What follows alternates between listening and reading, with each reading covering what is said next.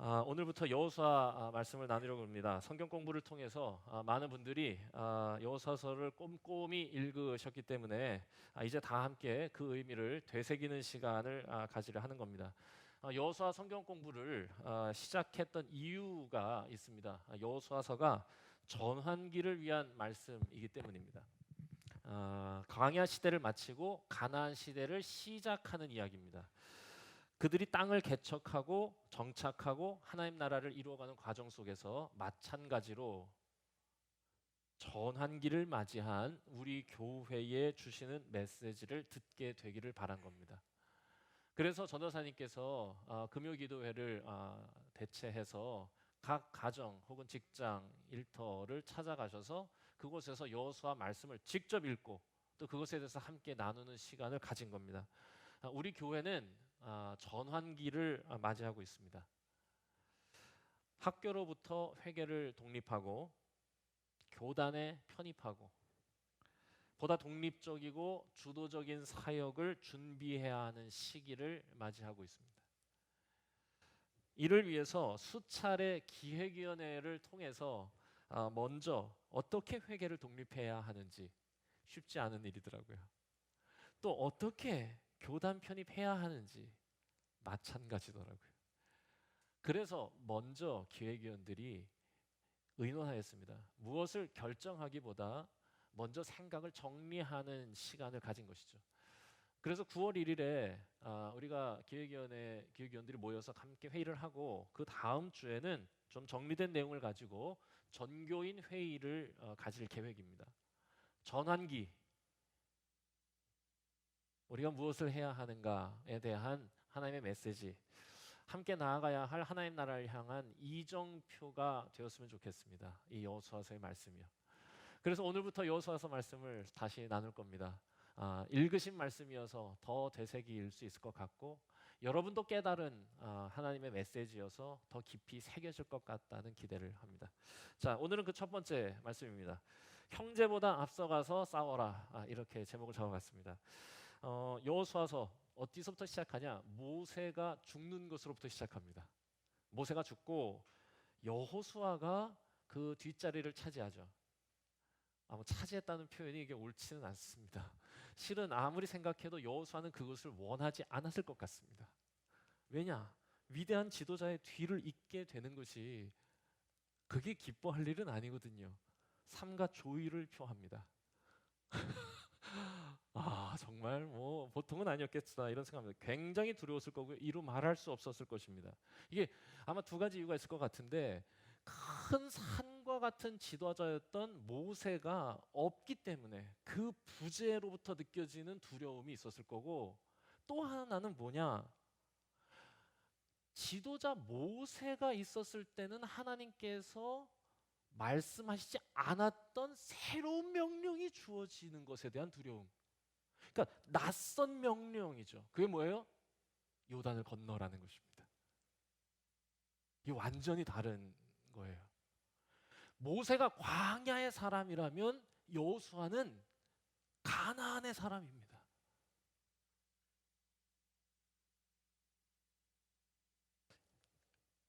(40년을) 지내면서 물론 거기가 목적지는 아니었지만 광야 생활이 어느 정도 익숙해질 무렵 80이 넘은 여호수아에게 주어진 낯선 명령, 요단을 건너라.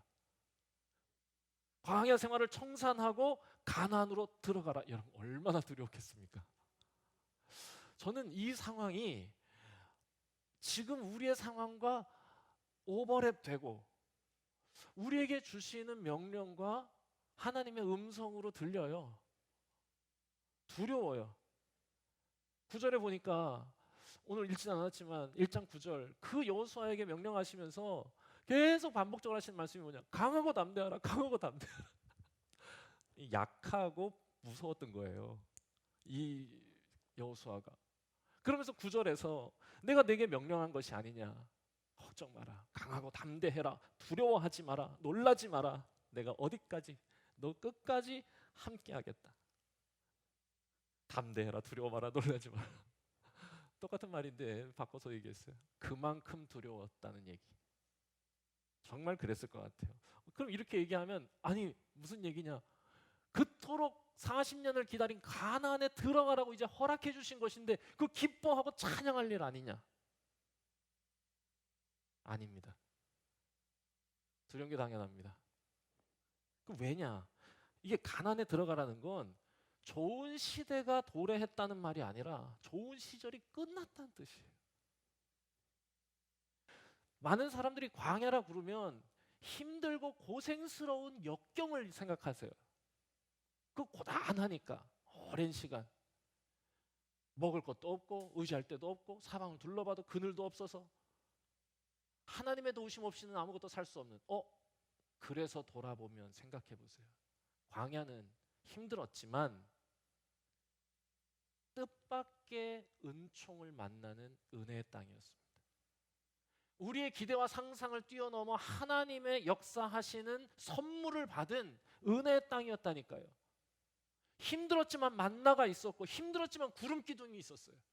어디로 가야 할지 무엇을 먹어야 할지 걱정하지 않았어요. 그에 반해서 가나안은 진짜 고생이 시작되는 것입니다. 이것이 전환기에 여호수아에게 주어진 새로운 명령이죠. 자, 그래서 저는 오늘 이 명령을 받은 이 여호수아가 처음으로 명령을 받던 자에서 이제 명령하는 자가 되는 본문이거든요. 그 역사적인 첫 명령을 우리에게 주시는 명령으로 듣고자 합니다. 두 가지 명령을 내립니다. 이스라엘을 향하여서요. 하나는 무엇을 해야 하는가에 대한 것이고 하나는 어떤 마음을 가져야 하는가입니다. 첫 번째, 저는 그 명령을 이렇게 읽습니다. 10절, 11절인데요. 같이 한 목소리 한번 읽어보도록 하겠습니다. 시작. 이에 여호수아가 그 백성의 관리들에게 명령하여 이르되 진중에 두루 다니며 그 백성에게 명령하여 이르기를 양식을 준비하라. 사흘 안에 너희가 이 요단을 건너 너희 하나님 여호와께서 너희에게 주사 차지하게 하시는 땅을 차지하기 위하여 들어갈 것임이니라 하라. 사흘 안에 요단을 건넌다 라고 얘기하며 명령하는 한 표현, 여기에 제 마음이 확 왔어요. 뭐냐? 양식을 준비해라.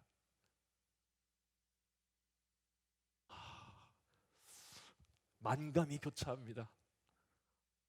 여러분, 왜냐? 40년간 들어보지 못한 이야기. 양식을 준비하라니요. 여러분, 우리의 상식에서는 이거는 아주 당연한 일이지만 광야 40년 은혜의 땅을 지낸 이스라엘에게 낯선 명령입니다. 양식을 준비하라. 양식을 준비하라고 써 있지만 저는 이게 고생에 대비하라라고 읽힙니다. 지금부터 고생길 열렸다. 고생이 시작됐다. 좋은 날 끝났다. 전투 준비 시작해라 이겁니다. 이걸 우리에게 적용하자면 저는 이렇게 이걸 듣고 싶어요. 새 일을 시작해라. 전에 하지 않던 떨어지는 은혜에 기대어 살던 삶을 멈추고 이제 하나님의 손을 잡고 새 일에 도전해라. 안 해봤던, 그러나 두렵지만 힘들겠지만 고생이 시작되겠지만 안주하지 말고 새 일에 도전해라 이것입니다. 광야에 머무르던 그 마음을 버리고 이제 가나안 정복을 시작하라는 거죠. 여러분, 광야는 훈련하는 땅이었습니다. 이스라엘 백성을 끊임없이 연단하시고 빚어주시고 길러주시는 땅이었어요. 무엇을 위해? 바로 이때를 위해서. 이 가나안 전쟁을 위해서, 이 실전을 위해서요. 가나안이 훈련의 땅, 죄송합니다. 광야가 훈련의 땅이라면 가나안은 실전의 땅입니다. 그리고 이 훈련의 목적 자체가 이때를 위함입니다. 뭘 훈련시키셨습니까? 광야에서 세 가지 정도를 한번 제가 정리해 봤는데, 하나님께 굴복하는 훈련 시키셨어요. 왜? 하나님 외엔 의지할 데가 없어요. 그래서 먹는 것도 하나님 앞에 고개 숙여야 됩니다. 날마다 만나를 주시는 것 앞에서 고개를 납작 숙여야 돼. 저는 그래서 이것을 하나님께 굴복하는 훈련, 다시 말하면 하나님을 예배하는 훈련을 시키셨다.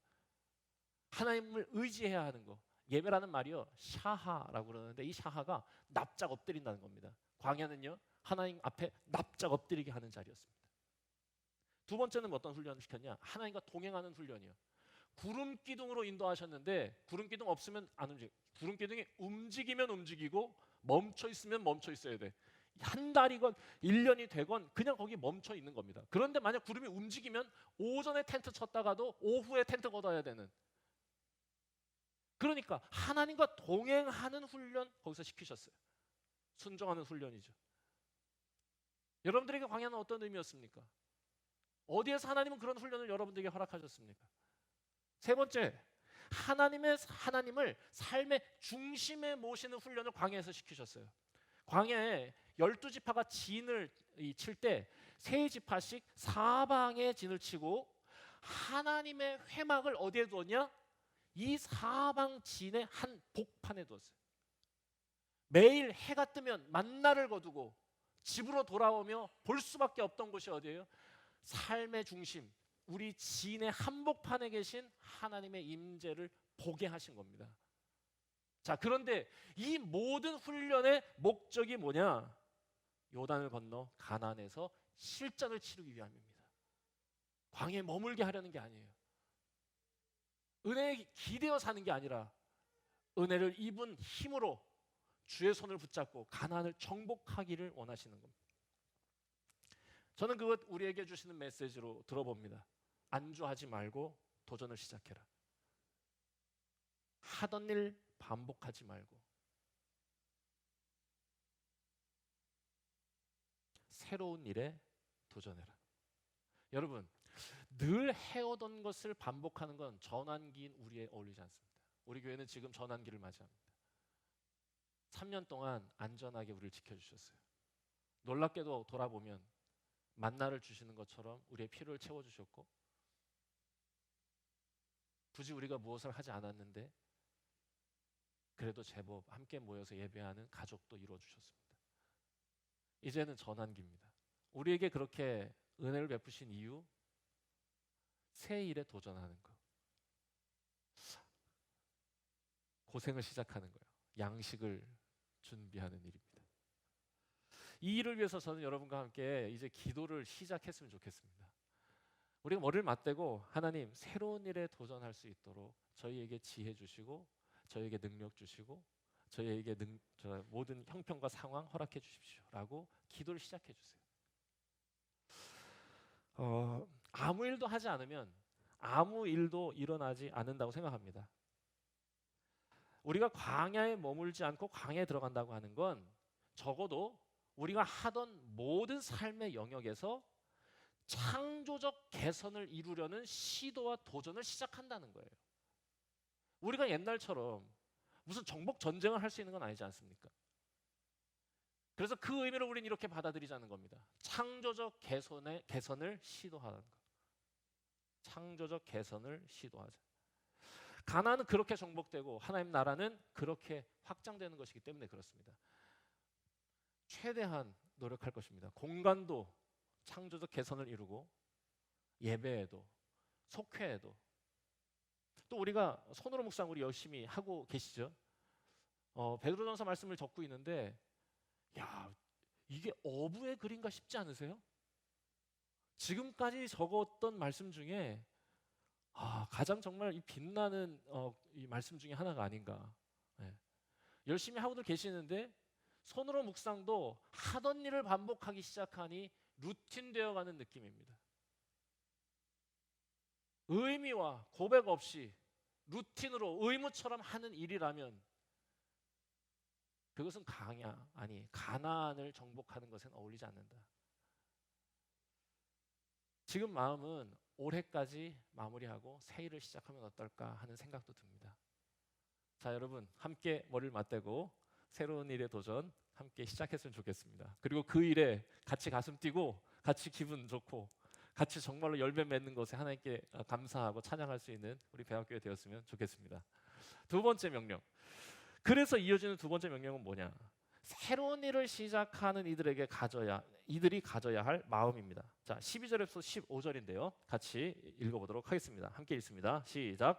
여호수아가 또 르우벤 지파와 갓 지파와 므낫세 반 지파에게 말하여 이르되 여호와의 종 모세가 너희에게 명령하여 이르기를 너희의 하나님 여호와께서 너희에게 안식을 주시며 이 땅을 너희에게 주시리라 하였나니 너희는 그 말을 기억하라. 너희의 처자와 가축은 모세가 너희에게 준 요단 이쪽 땅에 머무르려니와 너희 용사들은 무장하고 너희의 형제보다 앞서 건너가서 그들을 돕되 여호와께서 너희를 안식하게 하신 것 같이 너희의 형제도 안식하며 그들도 너희의 하나님 여호와께서 주시는 그 땅을 차지하기까지 하라. 그리고 너희는 너희 소유지 곧 여호와의 종 모세가 너희에게 준 요단 이쪽 해 돋는 곳으로 돌아와서 그것을 차지할지니라. 자, 두 번째 명령입니다. 두 번째 명령은 특별히 루벤, 갓, 므낫세 반지파에게 주시는 명령인데 제일 중요한 표현, 여러분들도 아마 다 성경 공부하시면서 나누셨을 겁니다. 너희의 형제보다 앞서가서 싸우라는 겁니다. 자, 이 세 지파의 특징이 뭐냐? 요단 동편의 땅을 차지한 백성들입니다. 그러니까 요단을 건너 가나안을 정복하기 이전에 이미 자신의 기업을 받은, 전투 없이 땅을 받은 세 지파들. 자, 이들에게 이런 명령 주시는 건데, 자, 어떻게 이 세 지파는 이 요단 동편의 땅을 갖게 되었는가의 배경이 민수기 32장에 나옵니다. 민수기 32장에 보면 요단 동편의 이 이스라엘 백성과 함께 다다른 이 모세에게 이 세 지파, 므낫세 반지파는 이때 빠졌는데요. 루벤 지파와 갓 지파 사람들이 이 모세에게 와서 막 요구를 하는 장면이 거기 나와요. 뭘 요구를 하냐? 여기에 땅을 좀 달라는 겁니다. 우린 가축과 재산이 너무 많아요. 그러니까 우리는 건너가지 않고 그냥 여기 머무는 게 어때요? 여기는 숲풀도 많고, 그러니까 여기 그냥 머물게 해주세요. 건너가지 않게 해주세요. 모세가 불같이 화를 냅니다. 정신 좀 놨구나 지금. 형제들은 남들 싸우는데 너희는 앉아 있겠다고? 왜 사람들 낙심하게 해가지고 왜 하나님께서 명령하신 그 일을 감당하지 못하게 만드냐고 막 불같이 화를 내요. 절대로 허락해주지 않을 일이었습니다. 그런데 계속 와가지고 어떻게 하다 보니까 결국에는 알았다 그러면서 약속을 받아내고 그 일을 허락해 준 거예요. 어떤 약속을 받았냐? 오늘 여호수아가 이야기하는 겁니다. 가축과 자녀들은 그 땅에 남겨두고 너희들은 무장하고 넘어와서 가장 앞서 먼저 가서 싸워라. 그리고 너희가 먼저 안식한 것처럼 형제들이 안식할 때까지 너희는 그렇게 해라. 가장 먼저 들어가 싸워서 가장 늦게 나오라는 겁니다. 이걸 이 사람들이 입으로 약속해요. 제가 알겠습니다. 저희가 이렇게 하겠습니다. 여기 이 땅 주시면 우리가 넘어가서 우리 형제들이 그 땅을 다 차지할 때까지 저희가 그 일을 감당하겠습니다. 이랬더니 모세가 그때 답합니다. 마음에 내키진 않았겠지만 이렇게 얘기하는 거예요. 너희 입이 말한 대로 행하라. 이게 모세와의 약속이었어요. 이제 그 약속 지키라는 겁니다. 솔직히 저는 쉽지는 않은 약속이라고 생각합니다. 상황이 많이 변하지 않았습니까? 이게 지금 모세가 죽었어요. 약속의 당사자, 계약의 당사자가 지금 없는 상황이고 여호수아는 그냥 자기 친구 같은 애인데 이거 어떡하지? 아마 이렇게 할 수 있는 시간도 제법 흘렀고 이미 가축과 재산이 많았던 자, 다시 말하면 기득권자들 아닙니까? 제법 안정되고 누릴 만한 상황, 흔들릴 수 있는 상황이라고 생각합니다. 그런데 그들에게 이 명령이 주어진 거, 약속을 지키라고. 무슨 말이죠? 노블리스 오블리주 아닙니까? 먼저 가졌으니 책임을 다하라. 이 사람들이 그 명령에 순종하는 이야기가 오늘의 말씀입니다. 이게 너무 근사합니다. 16절 제가 읽어드리겠습니다. 그들이 여호수아에게 대답하여 이르되 당신이 우리에게 명령하신 것 우리가 다 행할 것이요 당신이 우리를 보내시는 곳에 우리가 가리이다. 끝까지 읽겠습니다. 우리는 범사의 모세에게 순종한 것 같이 당신에게 순종하려니와 오직 당신의 하나님 여호와께서 모세와 함께 계시던 것 같이 당신과 함께 계시기를 원하나이다. 누구든지 당신 명령 거역하며 당신의 말씀 순종하지 아니하는 자 죽임 당하리니 여호수아여 강하고 담대하소서. 뭔가 느껴지죠? 너무 멋집니다. 금수저의 헌신.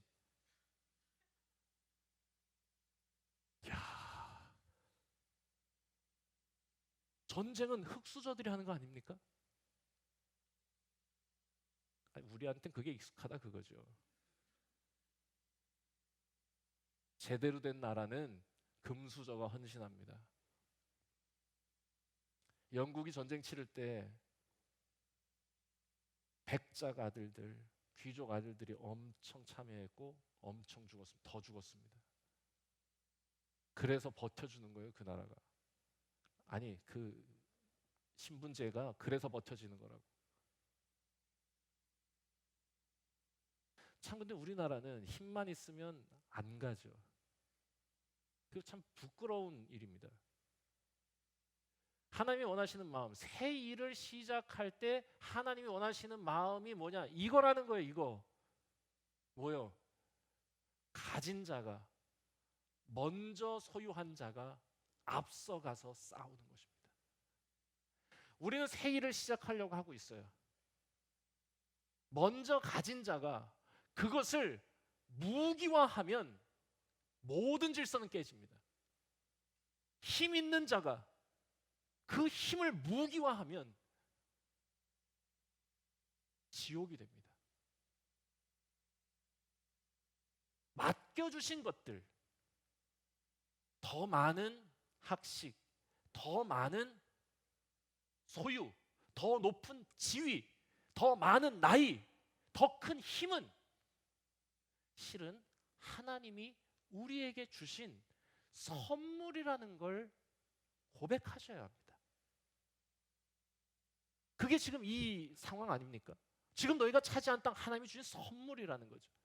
우리가 가지고 있는 거, 우리 노력의 산물이라고만 여러분들이 여기시면 저는 이 헌신, 새 일을 시작하는 이 마음 갖기 어렵다 생각합니다. 하나님 앞에 겸손히 내가 가진 것들이 실은 하나님께서 내게 허락해 주신 것이라는 거 겸손히 인정하고 고백하는 거예요. 그래서 그건 선물이니 나의 이익을 위해 무기화할 수 없고 공동체의 유익을 위한 도구화가 필요하다는 것. 저는 이 말씀을 이렇게 읽습니다. 우리에게 주신 것을, 내게 허락하신 것을 나는 무기화할 것인가 아니면 도구화할 것인가의 문제예요.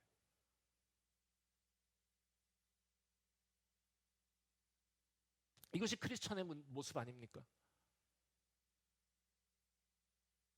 여러분 각자에게는 먼저 가진 것들, 먼저 주신 선물들이 있으리라 생각합니다. 그것 공동체의 유익을 위하여 도구로 쓰임받기 위해 하나님이 주신 선물임을 기억하십시오. 왜냐? 하나님 나라 그렇게 세워지기 때문입니다. 르우벤과 갓과 므낫세의 반지파에 앞서가서 싸우는, 가장 늦게 나오는 이 기막힌 헌신이 가나안을 하나님 나라로 만드는 전투를 가능케 하였습니다. 그래서 이걸 첫 이야기에 성경이 담아낸 것이라 생각합니다.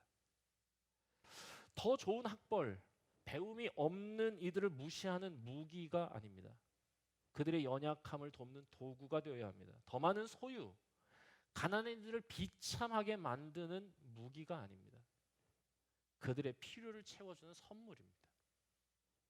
더 높은 지위, 더 많은 나이, 더 많은 힘, 마찬가지 아닙니까? 우리 각자가 각자에게 허락하신 일들을 가지고 이 마음으로 새 일에 도전하는 앞으로의 시간, 우리가 맞이한 전환기가 되었으면 좋겠습니다. 이것이 교회가 할 일입니다. 먼저 하나님 안에서 안식을 누린 사람이 아직 안식을 누리지 못하는 이들을 위해 앞서가서 섬기는 것. 저는 이 여호수아가 이 세 지파에게 명령할 때 했던 표현이 참 와닿았어요. 여호와께서 너희를 안식하게 하신 것처럼. 그게 마치 오늘날 우리가 하나님을 믿는 신앙 안에서 그리스도 예수의 십자가의 은혜로 참된 평안과 안식과 생명을 누리는 우리에게 주시는 말씀처럼 들리는 겁니다.